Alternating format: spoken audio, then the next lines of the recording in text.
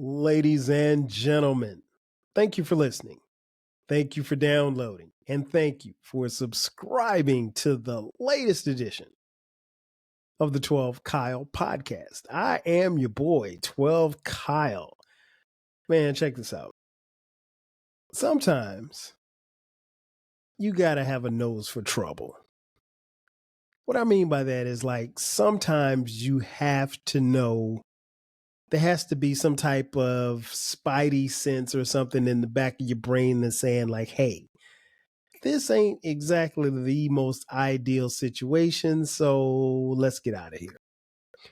Um, and surprisingly, a lot of people don't have that.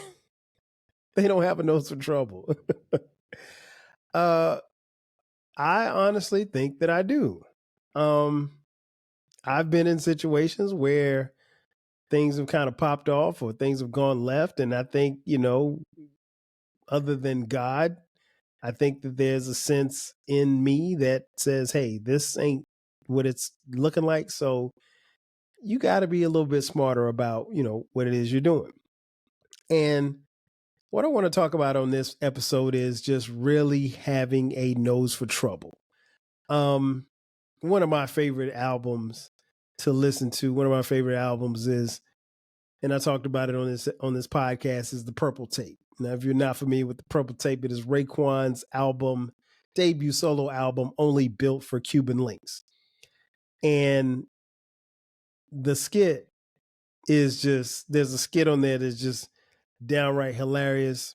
Let me let you take a listen. So in that skit, he's like, he and Raekwon and Ghostface are having a conversation. And he's like, hey man, don't it feel like you gonna hit something tomorrow? Like somebody gonna get burnt. And when he says burnt, he doesn't mean like burnt as in like sexually transmitted disease. He means like burnt as in shot. And so like it always makes me chuckle when I hear that skit, because like he's really in a nutshell speaking about having a nose for trouble and just being able to know like, it ain't so. And sometimes I think as you get older, or particularly when we were younger, I should say, maybe we pressed ourselves to go a little further than we probably should have. Maybe we pressed ourselves to go to some events or parties or places that we probably shouldn't have been in, but you got to have a nose for trouble. I think I've done a good job of not being places where I wasn't supposed to be. But then sometimes things can happen. Case in point. And I've talked about this on a previous episode, but it's worth repeating. When I was in college at South Carolina State University, located in the Garden City of Orangeburg, South Carolina.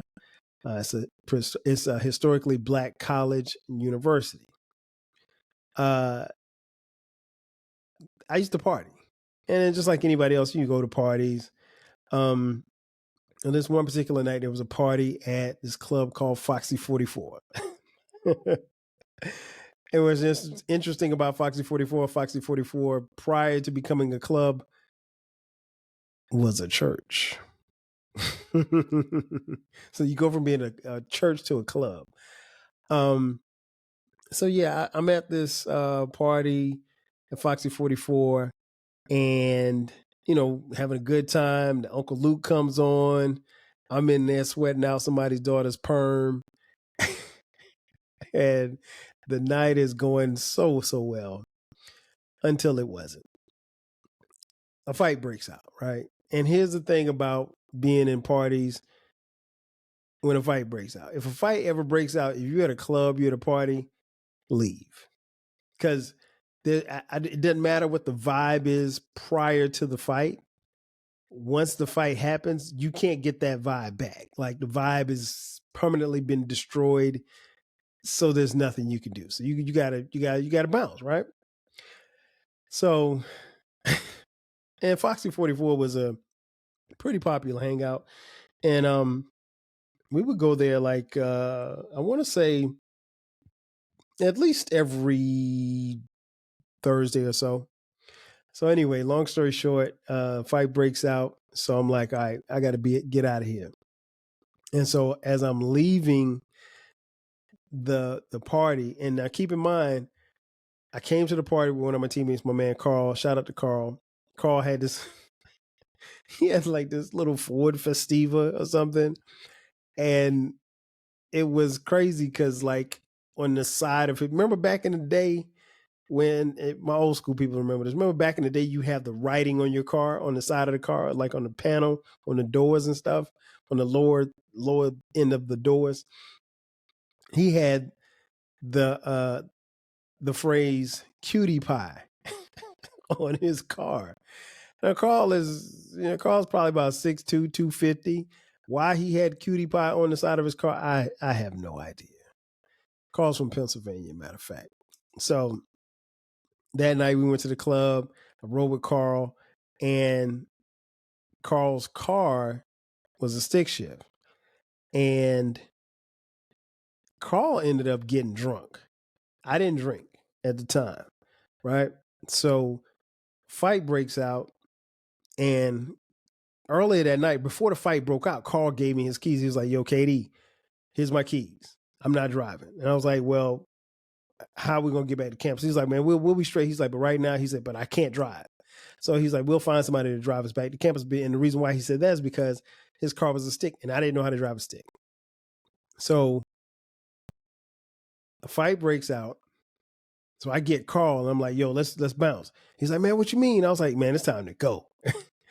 And so he said, "All right, well, let me talk to Shorty real quick, whatever." So he had to say something to this girl. And I was like, "All right, I'm going to the car."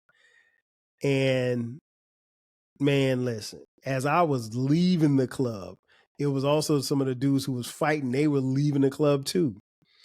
And the thing is I knew, because I have a nose for trouble, that it was about to go down. So as I'm leaving the club and people were leaving the club, some of the guys who left the club were trying to get back in, and they wouldn't let them in. And so as I'm crossing the street, I get across the street. It's busy, like 2-lane highway or whatever, across the street. And the next thing I know, all I hear is pop, pop, pop, pop, pop, pop, pop, pop. Man, I'm on the ground, bear crawling, because the echo is coming off of these buildings. And so the gunshots sound even closer than what they are. Having a nose for trouble let me know that like it was about to pop off. Now, fortunately, nobody was hit, but people were scattering, running, and everything like that. I got up and I dusted myself off. I was dusty and dirty. Ran to the car, got in the car, cranked the car up. Now, keep in mind, I don't know how to drive a stick, so I spun the car around. I'm jerking the car, jerking the car, and I pull up. And as I pull up in front of the club, Carl jumps in. Again, a nose for trouble. I knew something was going to happen. Now, I think that the guy who was shooting, or the guys that were shooting, they were just shooting in the air to scare people. That's all I needed to hear. So we were out of there. But sometimes you got to have a nose for trouble. And then sometimes it's not even necessarily about a nose for trouble, but sometimes you just miss certain things. Like I had I had an invitation to go to this party. This was like, I want to say like it's maybe like 2002, 2003 or whatever. I'm married. I'm a father living in the city of Atlanta. One of the homies, he was telling me about this party. And he was like, "Yo, man," he was like, "Yo, KD, you need to come to this party, KD. You don't want to miss this party." But he didn't tell me who was throwing the party or where the party was or whatever like that. And I don't know what happened. The party was like on a Saturday night, and it was 8:00, and I hit him up. I called him. He didn't answer. Called him again at 9:00. He didn't answer. So I'm like, "Man, what the hell's going on?" And I was like, I always had this thing, like, if nothing is confirmed, I'm not leaving my house. Like, so if you got me on some waiting list or some guest list or something, nah, bro, I'm not doing that. Like, I need the assurance that we're going to be able to get into this party. So what I found out was, the night goes by. And keep in mind, it's 9:00. I'm at the crib. I'm dressed. I'm fresh dressed, ready to party. and he never hits me back. So I was a little salty about it, but I was like, you know what? It's probably better that I don't go because, that thing started tingling in the back of my head a little bit like, nah, this ain't this ain't it. This ain't it. And so he calls me the next day. He calls me Sunday morning, like 9:00. He's like, yo, KD, you missed the party, man. That party was crazy. I'm like, yo, bro, I called you. Like, why didn't you call me back? He's like, man, I'm going to tell you what happened. Okay, I'm listening. And so he proceeds to tell me that the party was, how can I put it? The party was a front for another party. And so, like, you got invited to one party, but you had to meet a certain criteria to get to the next party. And the next party was some more exclusive shit. And so I'm like, okay, well, what was the criteria? Like, what did you have to do? I was like, did you have to, sell some dope or something like that? Because at this point, I don't know what he's talking about. And he relayed to me that a very popular athlete in the city of Atlanta at the time was at this party. And he said that, well, if you got into this party, you might be able to get into the second one. And I was like, bruh, explain to me in layman's terms what you're talking about. Cause he was talking in circles. I mean, he did give me the name of the celebrity athlete, but I'm not going to out them on this particular episode. So he says, look, okay, so you had to get in this party. And then like, if you met a certain criteria, you could go to the second party, but the second party was for swingers. Huh? Swingers? Are you serious? And he said, like, this celebrity athlete was like dead up in the middle of the swingers party. Because now here's the thing. My boy was single. I'm married. So I'm going to keep it a buck with y'all. I'm not going to no swingers party. I'm just not. That ain't my get down. That ain't how I give it up. so nah, that's not my steez. That ain't how I kick it. But somehow, some way, he slick talked his way into it to getting on the list to get into the, and the funny part about it was, let's say the party was on Peachtree Street, right? But the second party, the swinger party, was on Piedmont. So like, and there was a shuttle that was taking people from Peachtree Street to Piedmont. And so like, if you didn't get on that shuttle, you couldn't even, you couldn't drive your car or nothing.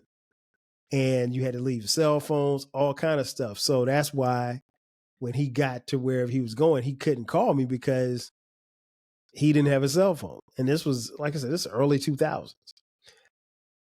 But, I wasn't mad. And what was interesting was, I said, well, wait a minute. How is it that you went to a swingers party and you didn't have anybody to come with you? He said he met a chick and he talked to her. He's like, so they kind of he met a chick that night. Nothing happened with them, but he said he kind of broached to her like, look, we need to say we're together so we can get to the swingers party. And they talked him into it, and he went. He said he didn't do anything. He just kind of sat around. But I was just like, how you look? You at a swingers party and you just you just sitting around. And again, it wasn't so much about trouble, but it would have been trouble for me if I had been at a swingers party where there was cocaine, crack, weed, liquor. Nah, that just it might not have been too good for your boy. But again, a nose for trouble. I luckily I passed on it, or maybe it passed on me. Speaking of parties, there was a Super Bowl party. Well, actually, there were two Super Bowl parties, but I'll talk about one in particular. Remember the Super Bowl where the Steelers played the Cardinals? There was another athlete here, guy played in the NFL, real cool dude, friend of a friend. Didn't know him that well, but I knew him, from football or whatever. As far as the NFL, he had a Super Bowl party in his house, and it was an event. I went to the Super Bowl party, and I get there, and he's huge mansion, right? Thing out of videos. Walk in, say what's up. I see my boy there, dap him up, say what's up, kicking it, right? And by the time I get there, like I'm there, I get there early for the pregame. There's a DJ in there, there's catered food, there's a bartender that's serving liquor. I mean, like any and everything you wanted in this particular crib. And so the interesting thing was that it was probably about 300 people in this house. And of the 300 is probably about 50 guys. It couldn't have been no more than 50 guys. And here's the funny thing, like, because the guy who threw the party was in the NFL, 40 of the guys that were there were NFL players. And it's probably like 10 of us civilians. And so, and you could tell, I mean, because you got these big buff, 300-pound or 200-pound guys walking around with, necks the size of craters. And then you've got, old little 12 Kyle in the cut, so this wasn't even so much about a nose for trouble, but it did teach me a lesson. Because here's the thing, the party was live. It was cool.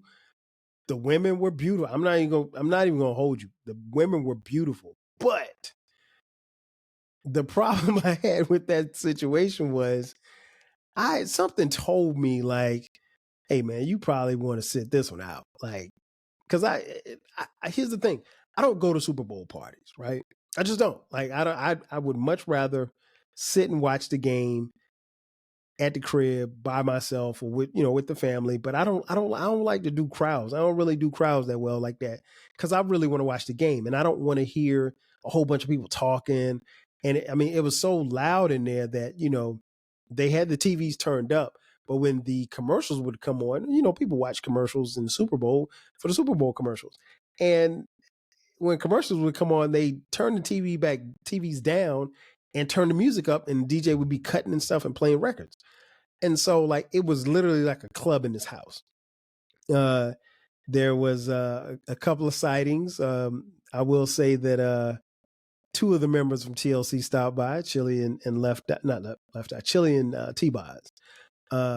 Very short. Didn't realize they were as short as they are. But it was, the little guy, what's my man name? So Def Dupree. He was there.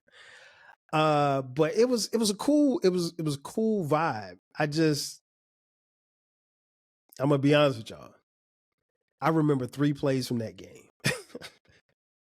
I remember the James Harrison interception for a touchdown right before halftime. I remember the touchdown that Larry Fitzgerald scored for the Cardinals. It's like an 80-yard pass. He caught like an under route and took off to the house. And then I remember the last touchdown that Ben Roethlisberger threw to the receiver in the corner. And that was it. Like, I couldn't watch the game because it was just way too much stuff going on. And at one point in time in the second quarter, I got up from where I was sitting, because again, there's mad people in this house. People sitting on couches, people sitting on chairs, I wandered around this mansion, and I found a room off in the cut, and the room that was in the cut was actually a theater room. So it's like stadium seat theater room, and then there's a huge projector, and it had the game on, and I was the only person in there. So I was like, yo, I'm gonna come in here and watch the game. Because I'm married. I'm not trying to look at these. Not about looking at it, but I'm not trying to talk to any of these beautiful dime pieces in here. They were cool, but I'm focused on the game, right? So then this one young lady comes in, and she sits down next to me. She was like, so what do you do?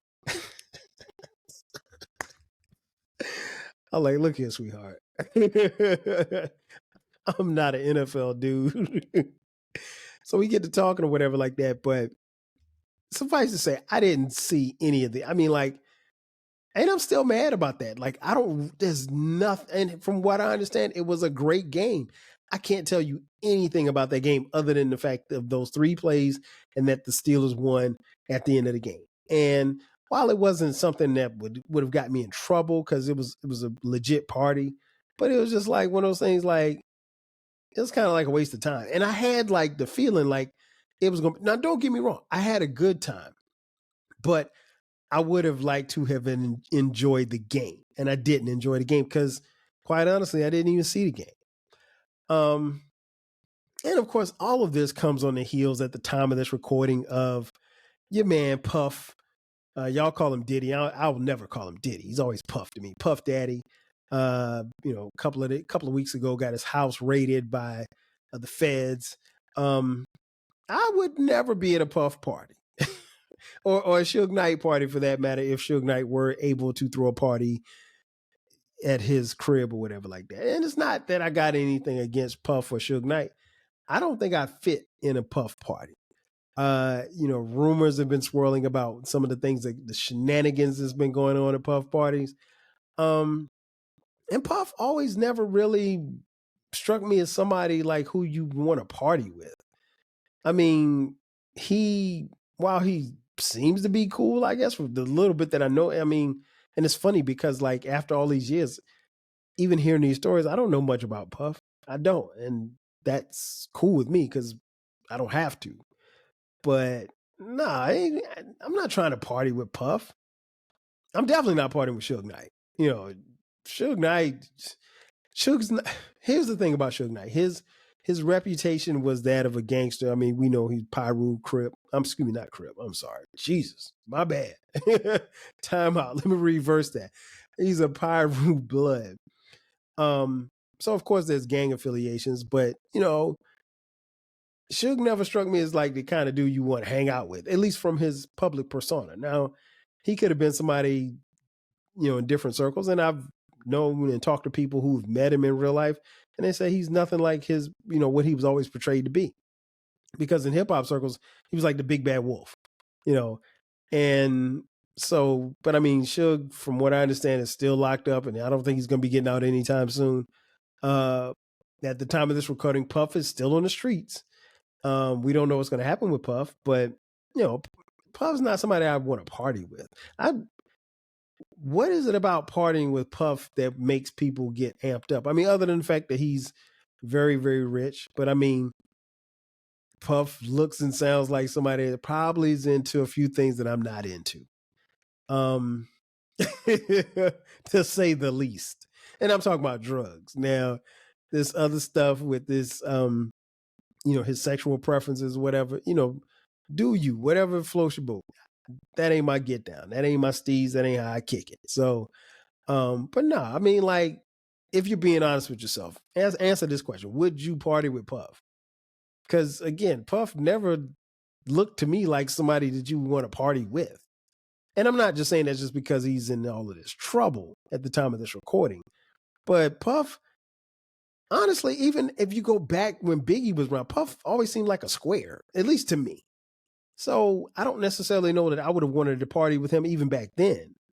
But, I mean, we'll see what happens. There's a lot of rumors and innuendo. It's a lot of chatter and stuff like that. And I'm not going to get into that because that's not what this podcast is about.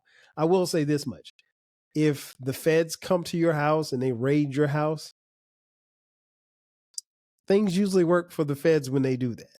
So it's not a matter of if, but when. I'm not sure what they were looking for, but I'm pretty sure whatever they were looking for, they found it. So we'll see what happens. And I'll be honest, living here in the city of Atlanta, I've managed to stay away from a lot of celebrity stuff. And there's a lot of celebrities here.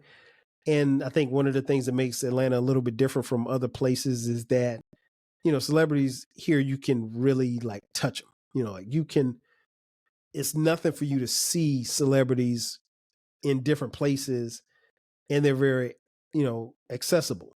I spoke of on the Outcast episode about being in the studio when they were recording Stankonia and, meeting Dre and Big Boy in separate occasions. Big Boy came in on that recording session and he thought,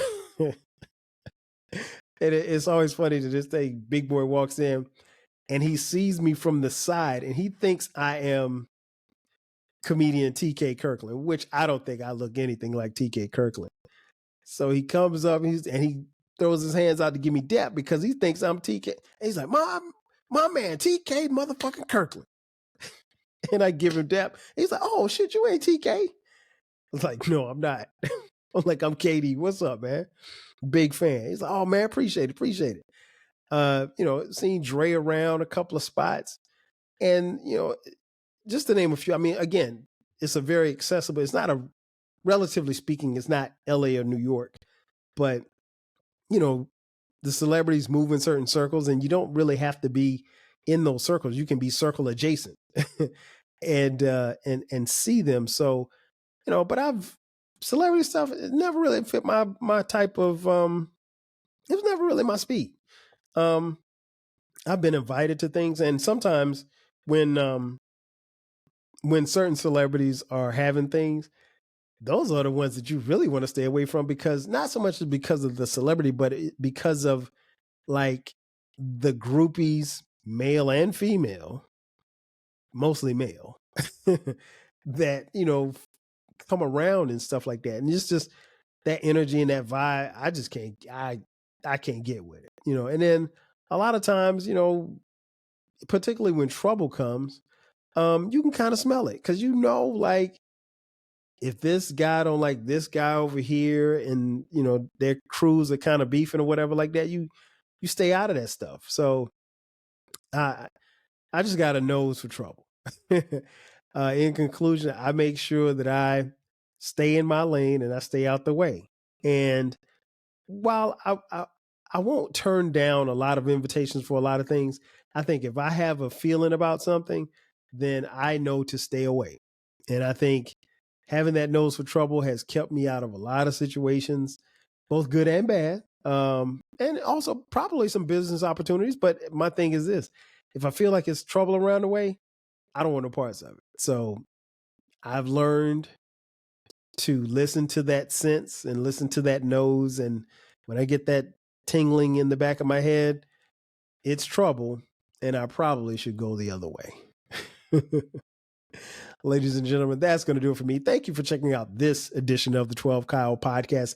Be sure to subscribe to the podcast. The podcast drops every Thursday at midnight. From time to time, we drop bonus episodes on Sundays at midnight. If you haven't done so already, be sure to subscribe to the podcast. The podcast, you can find it everywhere. It's on every streaming platform. Wherever you get your podcasts, that's where you can find us. Also on YouTube, make sure you download, subscribe. If you want to leave a comment, you can leave a comment there. You can leave comments also on Spotify, but make sure you download and subscribe. If you feel so inclined and you want to support us financially, hit us up on Cash App, $TWELVKYLE.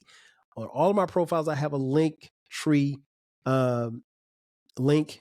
Click that link and you can get to the merch. Yes, there's now 12 Kyle podcast merch. You can get yourself a nice t-shirt, nice hoodie, mug, poster, whatever you want. It is there for you. And yeah, be sure to subscribe, and tell a friend, because the podcast is everywhere. And like I said, we drop every Thursday. And if you're on social media, hit us up, Twitter X, Facebook, Instagram, Threads, what else? TikTok. You can find me, 12 Kyle, and the podcast, 12 Kyle Podcast. Again, that's going to do it for me. I am your boy, 12 Kyle. I'll catch you guys next time. 5,000.